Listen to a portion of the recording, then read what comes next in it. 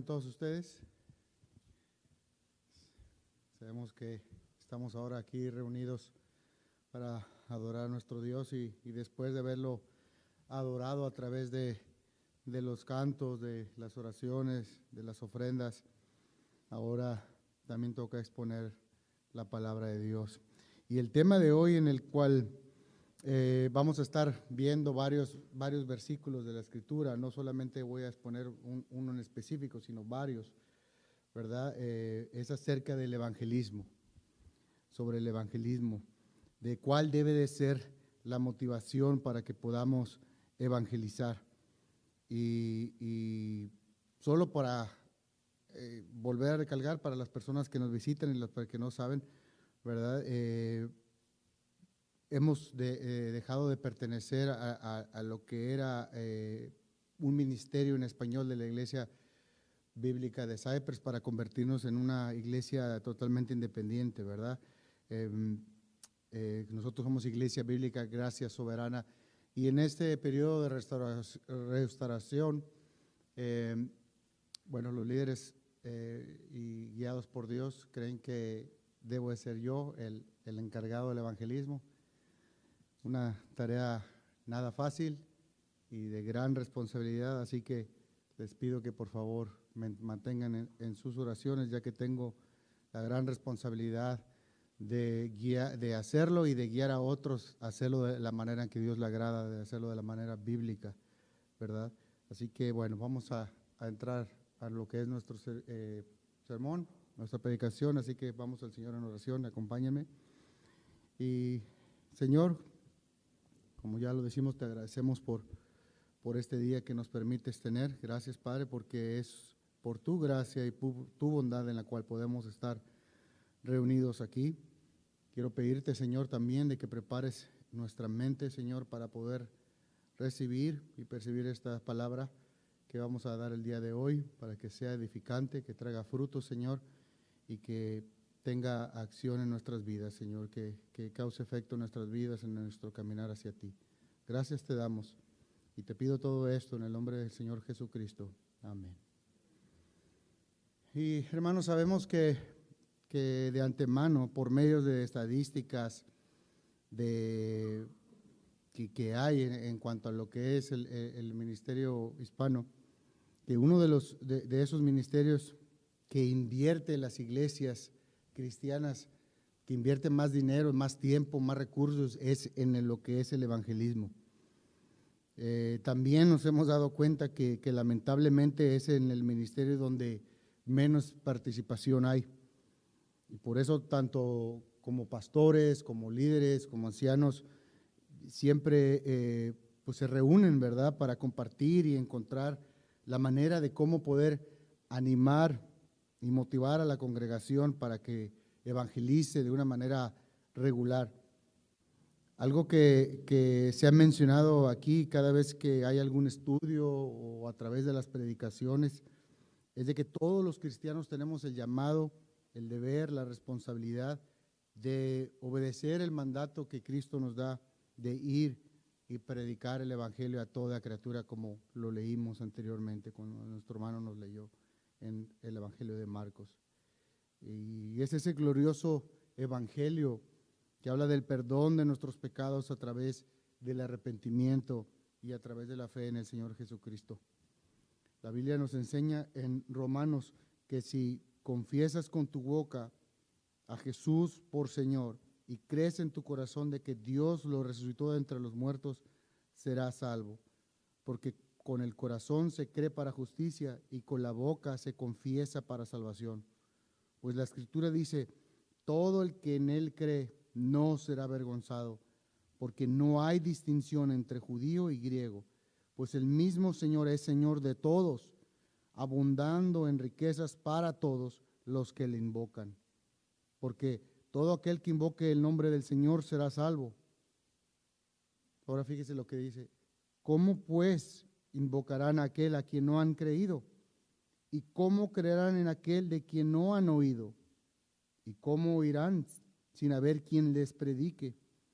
¿Y cómo predicarán si no son enviados? Tal como está escrito, Cuán hermosos son los pies de los que anuncian el evangelio del bien, el evangelio de Dios. Y hermanos, nosotros aún sabiendo esta gran verdad, nos preguntamos entonces por qué no lo hacemos. ¿O por qué no lo hacemos de una manera regular? ¿Por qué algunos no tenemos la motivación? ¿O por qué algunos tienen miedo incluso para compartir esas buenas nuevas? ¿Por qué algunos creen que no es lo de ellos? No es algo que se les da. He visto como tanto otros, así como yo mismo, hemos puesto muchas excusas para no hacerlo.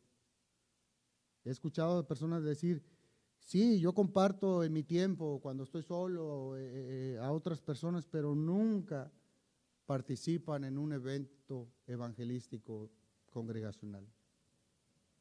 ¿Será acaso porque nos avergonzamos del evangelio? Tal vez será porque no creemos que el evangelio es poder de Dios para salvación. ¿O será también que hemos perdido nuestra sensibilidad? ¿Y a qué me refiero con que hemos perdido nuestra sensibilidad? Y me refiero a la sensibilidad de nuestras convicciones cristianas. La vez pasada vi un video muy impactante donde estaban en un metro, una estación de metro, no sé en qué parte, posiblemente era Nueva York, conforme a lo que vi alrededor. Y algo que me impactó mucho era donde un hombre estaba tratando de abusar de una mujer, donde estaba encima de ella. Y lo que realmente es, como digo, no tengo palabras para describir eso, es de cómo gente pasaba ahí mismo, a un lado de esa acción sin hacer absolutamente nada. He visto videos también donde hay niños semidesnudos en el frío y pasa gente abrigada y no hace nada. También vemos videos donde hay jóvenes, grupo de jóvenes que estaban golpeando a un indefenso y enfermo anciano y nadie hizo nada. Sin lugar a dudas, toda esa gente que vio el hecho, que estaba ahí presente y no hizo nada, es porque ha perdido la sensibilidad. Estas atrocidades son para ellos unos actos comunes, es algo cotidiano, pasa todos los días, no es nada nuevo para ellos. Y pregunto, ¿acaso es eso lo que pasa en la iglesia? ¿Acaso eso es lo mismo que está pasando en este lugar? ¿Acaso nosotros, iglesia, hemos perdido nuestra convicción? ¿No tenemos sensibilidad hacia un mundo caído? Hermanos, les voy a mostrar a continuación dos verdades bíblicas, dos razones por las cuales debemos de evangelizar. Esto nos va a ayudar para que lo podamos hacer de una manera regular. Lo podemos hacer tanto en nuestras casas, con nuestras familias, nuestros amigos, nuestros vecinos, compañeros de trabajo y con personas que nos encontremos en nuestro camino, cada vez que haya una oportunidad. Y hay muchas verdades, muchas razones por las cuales podemos motivarnos, ¿verdad? Pero simplemente yo tomé dos, porque en mi opinión creo que realmente son las más importantes. Y la primera motivación que debemos de tener como iglesia es el amor a Dios, el amor que le tenemos a Dios. Y la segunda va a ser, la motivación que debemos de tener es amar a nuestro prójimo como a nosotros mismos. Si vemos en la escritura, en Mateo 22, a partir del verso 34, dice lo siguiente, dice, pero al oír los fariseos que Jesús había dejado callado a los saduceos, se agruparon, y uno de ellos, intérprete de la ley, para ponerle a prueba le preguntó, Maestro, ¿cuál es el gran mandamiento de la ley? Y él le dijo, amarás al Señor tu Dios con todo tu corazón y con toda tu alma y con toda tu mente. Este es el grande y el primer mandamiento. Y el segundo es semejante a este. Amarás a tu prójimo como a ti mismo. De estos dos mandamientos dependen toda la ley y los profetas. Es decir, de estos dos mandamientos depende, es la base, es el fundamento de todo lo que creemos en la Escritura. Ahí se resume toda la ley y los profetas, en amar a Dios y en amar a nuestro prójimo como a nosotros mismos. Amar a Dios es la misma esencia, está en la esencia de nuestro nuevo ser. Recordemos que cuando fuimos salvos, Dios nos dio una nueva identidad. Somos unas personas diferentes, hay una nueva esencia, una nueva vida, con nuevos deseos, con otra manera incluso de ver las cosas, con un amor por lo justo, incluso con un odio hacia lo injusto. Y en esa misma esencia de nuestro nuevo ser nos has dado un amor puro hacia Dios. La Biblia enseña que antes de conocer a Dios por medio de nuestro Señor Jesucristo, éramos incluso enemigos de Dios. Y por lo tanto lo odiábamos. Tal vez no de manera abierta decíamos que odiamos a Dios. Siempre tuvimos presente a Dios o hablábamos de Él, pero de una manera equivocada. Pero la realidad es que sí lo odiábamos porque vivíamos conforme a nuestra carne, a nuestros deseos, a nuestra mera voluntad. Teníamos entonces en nuestra mente, como por resultado de todas esas cosas, un Dios falso que nos habíamos creado en nuestro corazón. Y por lo tanto estábamos condenados. Pero ahora en Cristo es diferente. En Romanos 8, que por cierto es mi capítulo preferido de la Biblia, de toda la Biblia, dice lo siguiente, sobre todo en el verso 1, dice estas hermosas palabras donde descansa mi ansiosa y pecaminosa carne. Dice, por lo tanto, ahora no hay condenación para los que están en Cristo Jesús. Qué hermosa verdad. Pero sigue diciendo después, para los que no andan conforme a la carne, sino conforme al Espíritu, porque la ley del Espíritu de vida en Cristo te ha libertado de la ley del pecado y de la muerte. Ahora recordemos que el apóstol Pablo en este capítulo está enseñando de que no hay condenación precisamente en los que están en Cristo Jesús y que por eso mismo vivimos por el Espíritu Santo, andamos en las obras del Espíritu y no en las de la carne. Si seguimos más adelante, después del verso 1, en el verso 9 dice lo siguiente, dice, sin embargo, ustedes no están en la carne, sino en el Espíritu. Si en verdad el Espíritu de Dios habita en ustedes. Es decir, ustedes están en el Espíritu de Dios. Si es que en verdad están en el Espíritu de Dios, básicamente eso se tiene que ver, se tiene que reflejar. Dice, pero si alguien no tiene el Espíritu de Dios, el tal no es de él. No importa lo que digamos, no importa lo que hagamos, si el Espíritu de Dios no está en nosotros, no somos de Dios, no pertenecemos a Dios, no pertenecemos a la iglesia de Jesucristo, no somos parte del grupo de redimidos. Y si Cristo está en ustedes, aunque el cuerpo esté muerto a causa del pecado, sin embargo el Espíritu está vivo a causa de la justicia. Pero si el Espíritu de aquel que resucitó a Jesús de entre los muertos habita en ustedes, el mismo que resucitó a Cristo Jesús de entre los muertos, también dará vida a sus cuerpos mortales por medio de su Espíritu que habita en ustedes.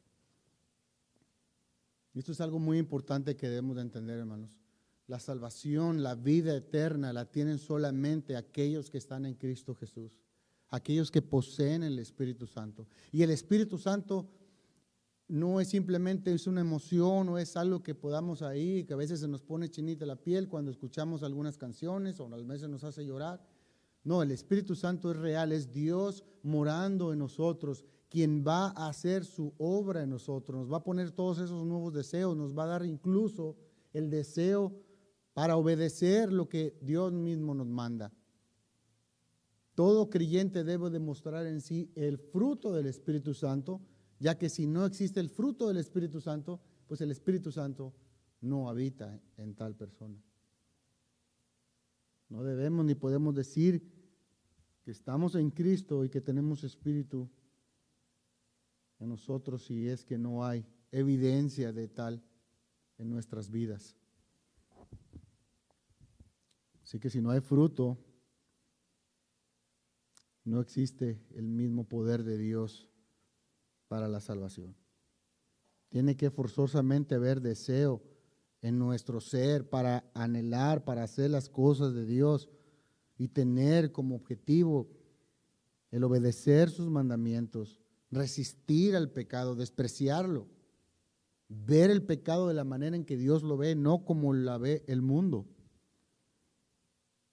De nuevo, más adelantito en el verso 11 dice, pero si el Espíritu de aquel que resucitó a Jesús de entre los muertos habita en ustedes, él mismo resucitó a Jesús de entre los muertos, también dará vida a sus cuerpos mortales por medio del Espíritu que habita en ustedes. Es decir, el mismo Espíritu Santo que levantó a Jesús en su muerte corporal, humana, también tiene poder para obrar en nosotros, para actuar en nuestras vidas, para darnos incluso la vida eterna, para santificarnos, para vivir en obediencia. Continúo leyendo en el verso 12, dice, así que, hermanos, somos deudores, no a la carne, para vivir conforme a la carne, porque si ustedes viven conforme a la carne, habrán de morir.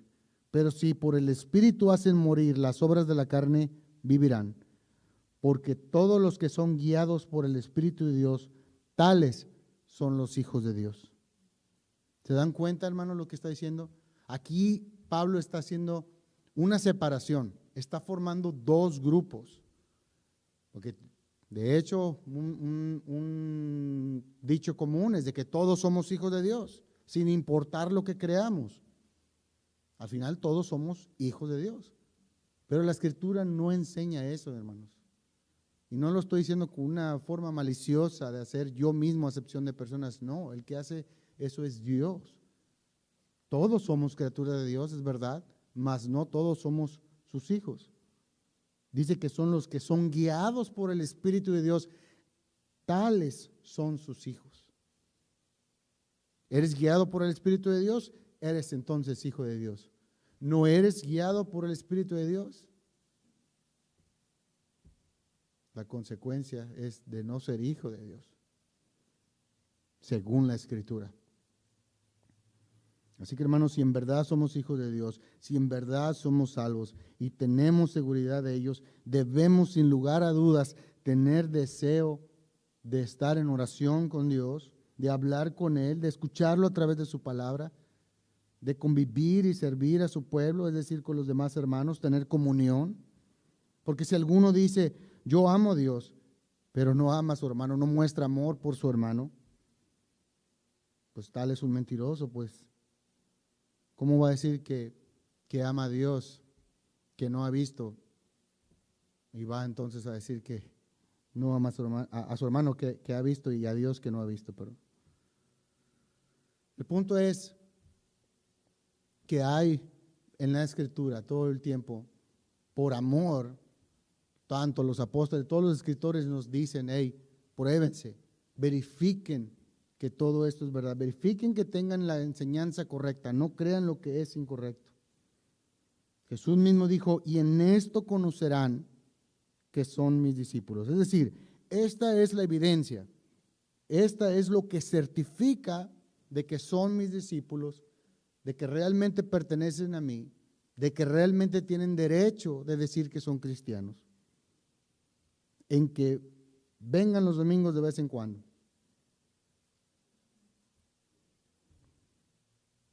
En que saluden solamente a los que les caen bien. No, ¿verdad? Dice que se amen los unos a los otros. Dice, esa es la certificación, ese es el certificado de autenticidad. esa es la manera en que todo el mundo se va a dar cuenta de que son mis discípulos, de que se amen los unos a los otros. Y nosotros ya hemos explicado lo que realmente significa el amor. El amor no quiere decir nomás saludarnos de vez en cuando o esto, no. Primera de Corintios 3 explica exactamente lo que el amor significa y no voy a ir a explicar eso cuando ya lo hemos explicado muchas veces. Pero esa es la realidad, hermanos. El amor se demuestra. El amor en sí no solamente es algo emocional, porque claro que el amor hay emoción, pero es una emoción que va de la mano con la acción, ¿verdad? Y así que hay que obedecer a Dios en todo lo que nos manda. La obediencia va a distinguir que somos cristianos. Y la obediencia incluyendo entonces a evangelizar, compartirle a otros de su gran amor que hay en Cristo Jesús, nuestro Señor. Todo cristiano, todo creyente que ha nacido de nuevo, ama a Dios. Sabemos, por ejemplo, en el versículo 28 dice, y sabemos que para los que aman a Dios, todas las cosas cooperan para bien.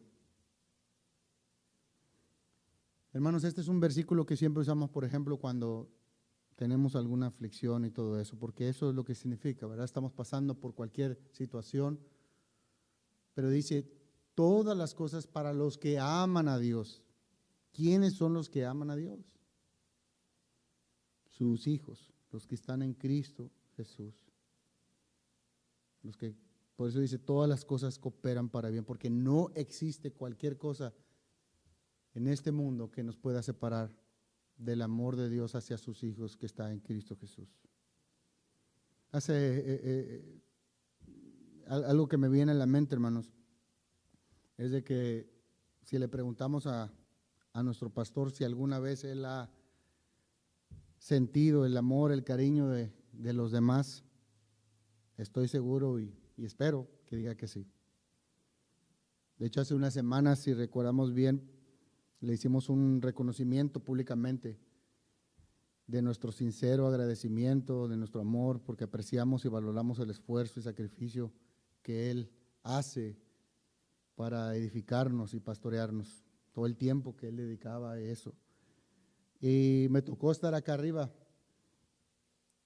también y pude ver el rostro de todos ustedes sonriendo, estaban gustosos de participar en tal reconocimiento. Estoy seguro que a todos les dio mucha alegría. Hermanos, ¿cuánto más debemos demostrar amor a nuestro Señor que dio nuestra vida por nosotros, que no lo merecíamos? Porque da satisfacción, da gusto cuando mostramos amor, ¿verdad? Por nuestro pastor, por nuestros hermanos, por nuestros familiares y todo eso. ¿Cuánto más nos debe dar gusto? ¿Cuánto más nos debe dar alegría cuando obedecemos a Dios y reconocemos y simplemente hacemos lo que nos pide hacer? Así que ¿cuánto más debemos demostrar eso para nuestro Señor? Somos un grupo de personas que no tenían mérito alguno y Él nos ama tanto que continúa incluso perdonando nuestros pecados. El evangelizar requiere una grata obediencia que debemos tener al saber lo que Dios hizo y sigue haciendo por nosotros. Así que si amamos a Dios es porque Él nos amó primero. Y Jesús dijo, si alguno dice que me ama, pues ese tal debe de obedecer. Entonces el amor de Dios debe de motivarnos a obedecer para evangelizar a un mundo tan perdido, tan ciego como el que tenemos hoy en día. Y esa es la primera razón, el amor que tenemos por Dios. Hermanos, si realmente el Espíritu de Dios mora en nosotros, el Espíritu tal va a obrar en nosotros. Va a derramar el amor de Dios en nosotros. Y ese amor debe ser reflejado en nuestras acciones. Ahora sí paso al siguiente punto, que es amar a nuestro prójimo. Hermanos, si hemos recibido la salvación, si nosotros tenemos esperanza en la eternidad, si nos hemos alejado del castigo eterno, gracias a nuestro Señor Jesucristo, y si hemos recibido el don del Espíritu Santo, si hemos sido partícipes de las bendiciones espirituales que hay en nuestro Señor, y si seremos coherederos junto a Él de la gloria venidera, tendremos que tener el deseo de compartirlo con nuestro prójimo, para que Él mismo pueda experimentar esa relación con Dios que nosotros tenemos. Como cristianos, nuestro más grande tesoro es el mismo Señor Jesucristo. Podemos tener muchas cosas en esta vida, hermanos, nada se puede comparar con tener a Cristo en nuestro corazón. Y si buscamos lo mejor para los demás, no solamente para los que nos rodean, sino para nuestro prójimo, pues tenemos que compartir de lo mejor que tenemos. ¿Qué es lo mejor que hay en nosotros, hermanos? Cristo es lo que debemos de dar. Por lo general, cuando tenemos alguna visita, que invitamos a unas personas y eso, tenemos unos platillos especiales para ese tipo de cenas especiales, ¿verdad? Arreglamos la casa de una mejor manera para recibir a esa persona. Es decir, estamos tratando a esa persona lo mejor que podemos. Y lo mejor que podemos dar es a Cristo Jesús. La Biblia enseña que es mejor dar que recibir. Entonces debemos dar el mismo mensaje que nos salvó a nosotros, a esas personas que no son salvos. La salvación, hermanos, el Evangelio y el mismo Señor es esa perla de gran valor. Si no tienen las personas a Cristo, no importan que sean los hombres más ricos y poderosos del mundo, de nada les va a servir. ¿De qué les sirve ganar el mundo entero si van a perder su alma para toda la eternidad? Se ha mencionado mucho y sabemos algunos en relatos históricos que el famoso barco Titanic se hundió cuando quedaron varados. Y una vez hundido el barco, quedaron muchas personas todavía vivas, estaban flotando en esas aguas congelantes que había. Y todas las lanchas salvavidas, todos se habían alejado de ese lugar. Y de todos esos barcos que estaban para salvar las vidas de las personas, solamente 2 regresaron para salvar a otras personas. ¿Sabe? Yo solamente puedo imaginar, una de las cosas que a mí, en lo personal, que me da más miedo es el mar. La verdad me aterra mucho ver el mar en su profundidad, en todas esas cosas. Yo cada vez que vamos a la playa y todo eso, yo soy de las personas que se quedan solamente en la orillita ahí disfrutando, nada más. Solamente puedo imaginar ese momento que había ahí, de soledad, que no había nadie que los pueda rescatar. Ese momento de oscuridad, sin esperanza, que dependían de las personas, de los que habían en esos botes para que regresaran y salvarlos, porque si no sabían que iban a morir. Hermanos, el que no busca la salvación, el rescate de los demás de la ira venidera es un hombre que ve la necesidad y no hace absolutamente nada, como ya lo habíamos dicho y lo hablamos anteriormente, de que la misma gente ha perdido la sensibilidad de lo que es justo. Imagínense que yo todos los días leo la Escritura, estoy en oración, sirvo en la iglesia, vengo a dar mi ofrenda. Cuando hay alguien que tiene necesidad, voy y le ayudo, dispongo de mi tiempo. Cuando me toca dar una enseñanza o predicar, me invierto demasiado tiempo en aprender para poder edificar a los demás. Pero que a su vez, uno de mis vecinos, veo que noto y que su casa está en llamas. Escucho los gritos de desesperación. Y yo simplemente digo, no es lo mío, no es mi ministerio, no tengo la preparación, no sé hablar. Me da mucho miedo cuando hablo con las personas. ¿Realmente eso es amor? ¿Realmente sirvió de algo todo lo que hago? Todas las cosas que hago, todas las cosas que digo, al final no sirve de nada porque no hay consistencia en mi accionar. Creo que son apropiadas las palabras de Carlos Spurgeon, que dice lo siguiente, cito sus palabras: consideren entonces que para adquirir el poder de ganar almas, tendrán que pasar por tormento mental y angustia de su propia alma. Debes entrar en el fuego si quieres sacar a otros de él. Tendrás que sumergirte en las inundaciones si quieres sacar a otros del agua. No se puede abrir una escalera de incendio sin sentir el calor de tal incendio, sin manejar un bote salvavidas sin quedar cubierto por las olas. Fin de la cita. Y hermanos, es algo válido en sí tener cierto temor por lo que vamos a hacer, de predicar el Evangelio.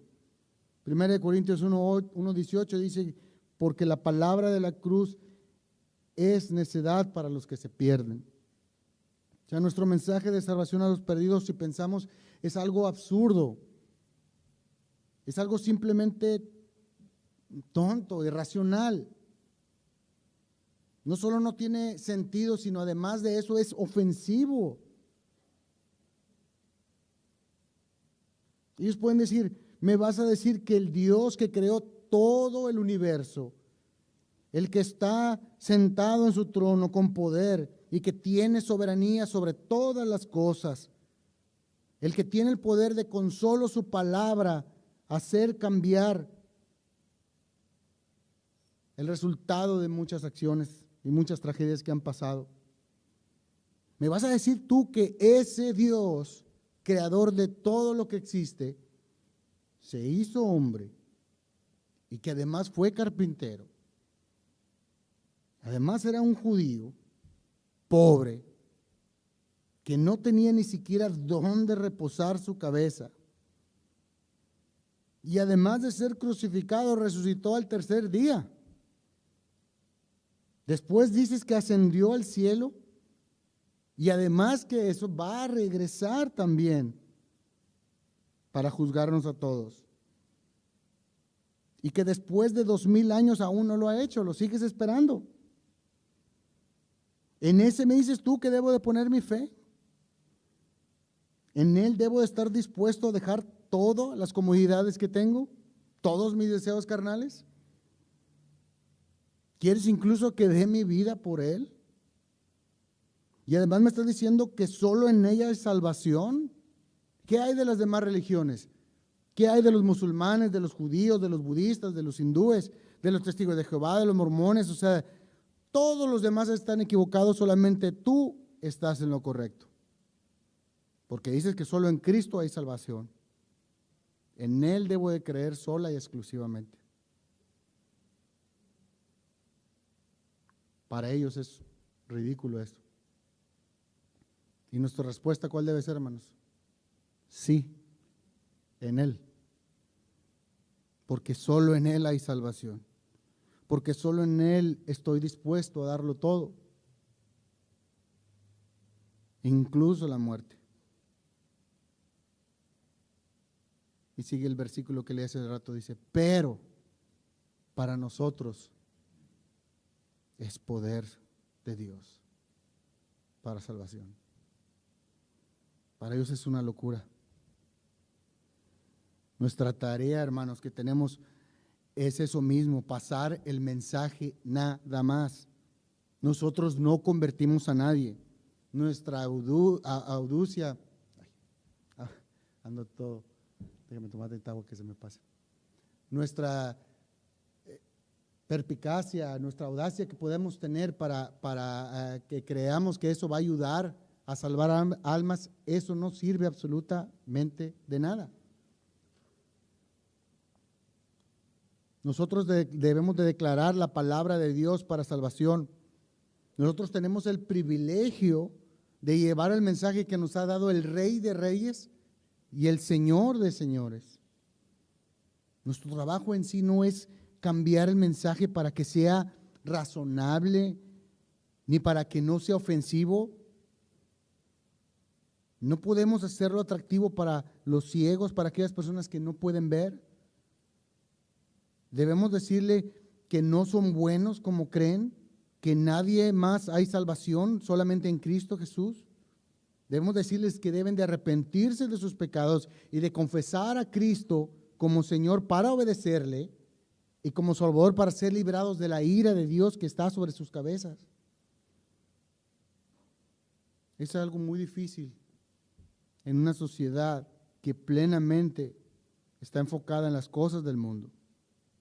Nuestro mensaje no es de su agrado, no es de su aceptación. Y porque nuestra carne no queremos tener conversaciones tensas, porque queremos evitar el conflicto a toda costa. Por eso muchos deciden mejor cambiar y diluir el evangelio. Muchas iglesias deciden no predicar, se enfocan más en otras cosas y no en el evangelio en sí, no en lo que dice la palabra de Dios. La fe viene por el oír, y el oír ¿qué? La palabra de Dios, no mis palabras. No lo que yo crea que es mejor, sino la palabra de Dios.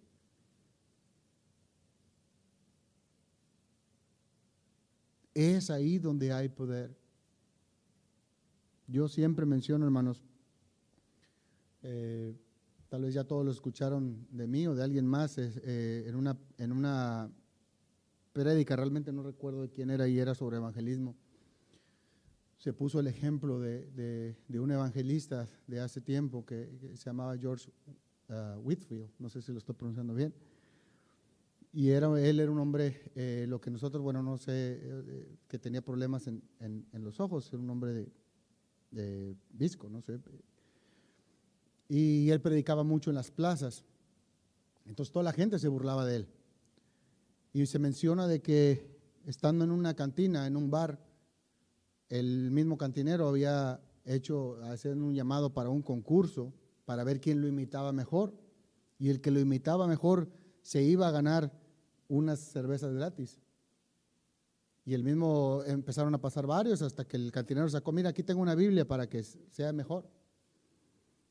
Y pasaba uno y pasaba otro hasta que le tocó el lugar, el turno más bien a este hombre, y este hombre abriendo su Biblia, lo abrió exactamente en un versículo que dice, más bien os digo que ustedes si no se arrepienten, de la misma manera van a perecer. El hombre no pudo terminar sus palabras y en ese mismo instante se arrepintió él de sus pecados y vino al Señor Jesucristo. Un hombre que se había subido a burlarse de Dios, a burlarse del evangelista. Ese es el poder de la palabra que transforma. Recuerdo que también hace tiempo en un sermón que me tocó predicar, mencioné las palabras, dije lo siguiente, dije que si nosotros como cristianos no hemos sido alguna vez rechazados, maldecidos, vituperados, entre muchas otras cosas, es porque el mundo no se había dado cuenta, no sabía distinguir de que si éramos de ellos o si éramos de Cristo. Esas palabras pues causaron enojo en muchas personas. Incluso un pastor después me había dicho que cómo era posible que dijera eso. Dice, solo porque mis vecinos no me odian o me maltratan, no quiere decir que no evangelizo bíblicamente. Yo le pregunté a tal pastor, le dije, ¿los has llamado entonces al arrepentimiento a tus vecinos? ¿Les has dicho que son pecadores y que necesitan confesar sus pecados ante Dios y recibir el regalo de salvación para poner su fe en Cristo Jesús, que es la única y exclusiva esperanza que tienes para salvación? Y su respuesta fue no. Después le dije, ve y hazlo para que veas qué es lo que va a pasar. Y eso es a lo que me refiero, hermanos. El evangelio de paz crea hostilidad. El evangelio de amor crea odio. El evangelio de esperanza provoca ansiedad a los enemigos de Dios. Pero nosotros predicamos a Cristo crucificado, porque por su gran amor con el que nos amó, Él mismo derritió nuestros corazones de piedra para darnos uno de carne. Y de esa misma forma lo hará para otros. Evangelicemos, hermanos, no porque sea algo fácil, no para ganancia deshonesta ni para vanagloria, no para tener éxito ni para tener una iglesia grande y llena de personas, sino hacerlo porque nuestro amado Señor pide que lo hagamos. No tenemos otra opción más que obedecer. Recordemos y tenemos presente de que Satanás tiene el mundo engañado, lo tiene distraído. Un mundo que prefiere estar en las cosas del mundo, preferimos estar involucrados en esas cosas. Los tiene fascinados, tiene encantados con todo lo que les ofenden a Dios. La gente ahora, la gente que no pertenece a Dios, prefiere las cosas del mundo que las de Dios. ¿Cómo te conocen más a ti los de alrededor? ¿Te conocen más porque hablas mucho de deportes? ¿O porque eres buena persona? ¿O porque hablas más de política? ¿O porque hablas las cosas de Dios? ¿Cómo te conocen los de alrededor? Como les dije, hermanos, el mundo tiene fascinado y engañado y cegado a todos los que le pertenecen. Y lamentablemente, algunos de los hijos de Dios nos dejamos llevar por esas mentiras. Hermanos, recuerden lo que la palabra de Dios nos enseña, que los ángeles se gozan, se llenan de felicidad cuando un solo pecador se arrepiente y viene al Señor Jesucristo.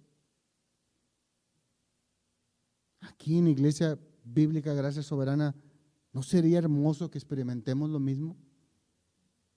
¿No sería hermoso ver cómo una alma perdida viene al Señor Jesucristo? ¿No nos va a traer gozo y alegría?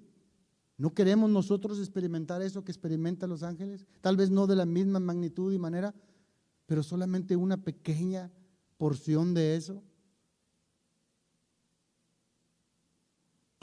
Perdónenme por nuevamente poner un ejemplo mío, pero en un trabajo yo recuerdo que me conocían todos porque les predicaba el evangelio a todos. Había musulmanes, judíos, de todo había ahí. Y una compañera que era budista, yo le prediqué el evangelio a ella y cada vez que ella veía que yo le predicaba el evangelio a otra persona, ella venía y se los llevaba. Les decía, no lo escuches. Él no tiene un Dios de amor, no lo escuches. Y se los llevaba, no permitía, o se metía, me distraía, gritaba para que no predicara el evangelio. Después me salí de trabajar. 3 años después recibí una llamada inesperada. Yo ya era un poco tarde, ya estábamos acostados yo y mi esposa, y resultó ser ella. Esa misma compañera que no me permitía, que rechazó el evangelio y que no me permitía incluso que no dejaba que le compartiera el evangelio a los demás. Era ella la que me habló y me dijo, te hablo solamente porque quiero que seas el primero en saber de que ahora ya soy tu hermana en Cristo. Dios me salvó. Gracias por compartirme el evangelio. Si los ángeles se gozan, gocémonos, Iglesia Bíblica, Gracia Soberana. ¿Recuerda las palabras que Pablo le dijo a Timoteo? El labrador que trabaja debe ser el primero en recibir su parte de los frutos, es decir, podemos experimentar el gozo de haber trabajado para el Señor, de haber llevado el evangelio y ver almas salvadas. Considera lo que te digo, pues el Señor te dará entendimiento en todo. Acuérdate de Jesucristo, resucitado entre los muertos, descendiente de David conforme a mi evangelio, por el cual sufro penalidades hasta el encarcelamiento como un malhechor, pero la palabra de Dios no está presa. Por tanto, todo lo soporto por amor a los escogidos, para que también ellos obtengan la salvación que está en Cristo Jesús y con ella la gloria eterna. Palabra fiel es esta, que si moremos con Él, también viviremos con Él. Si perseveramos, también reinaremos con Él. Si le negamos, Él también nos negará. Si somos infieles, Él permanece fiel, pues no puede negarse a sí mismo. ¿Estamos dispuestos incluso a sufrir por estas verdades? ¿Estamos dispuestos a sufrir por el amor que le debemos de tener a Dios y el amor a nuestro prójimo? ¿Podemos nosotros decir junto con Pablo que todo lo soportamos por amor a los escogidos? Déjame recordarte algo. Tú eres cristiano. Tú obtuviste la salvación de Dios. Tú estás aquí porque Dios utilizó a alguien más que sí obedeció el mandato de evangelizar. Es nuestro turno de hacer lo mismo. Padre Santo, bendito eres, Señor. Digno eres de toda alabanza. Solo tú, Señor, eres soberano sobre toda tu creación. Eres lleno de poder y gracia. Y es por misma gracia, Señor, por esa gracia y misericordia que te ruego que aumentes en nosotros el amor que debemos de tener hacia ti. Que te amemos no solo de palabras, sino también de hechos. Que no seamos como aquel pueblo que te alababa de labios, pero que de acción no lo mostraba. Señor, cambia nuestros corazones. Perdona también nuestra negligencia, Señor, porque no hemos hecho caso de compartir tu mensaje de reconciliación y paz entre tú y los hombres, Señor. Que este ministerio que acaba de comenzar ahora, Señor, sea para tu gloria, para tu honra. Señor, que si has de ponernos pruebas, así sea. Señor, si has de poner dificultades y aflicción, que sean bienvenidas. Pero, Señor, ayúdanos a mantenernos de pie, confiando en ti. Que nuestros ojos siempre estén puestos en la cruz. Que no nos olvidemos de la promesa que has dicho, de que tú estarás con nosotros siempre hasta que tú regreses.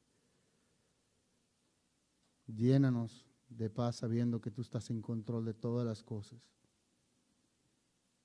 Bendice, Señor, a los que nos vayan a hacer daño por esto. A nosotros danos paz sabiendo que tú, Señor, eres Señor de todos, inclusive de ellos. No nos hagas, Señor, perder la sensibilidad. No nos hagas, Señor, que nos olvidemos de las convicciones. Permítenos, Señor, que siempre usemos tu palabra y no nuestras propias ideas ni talentos para compartir tu evangelio. A ti, Señor, sea la gloria, hoy y siempre. Amén.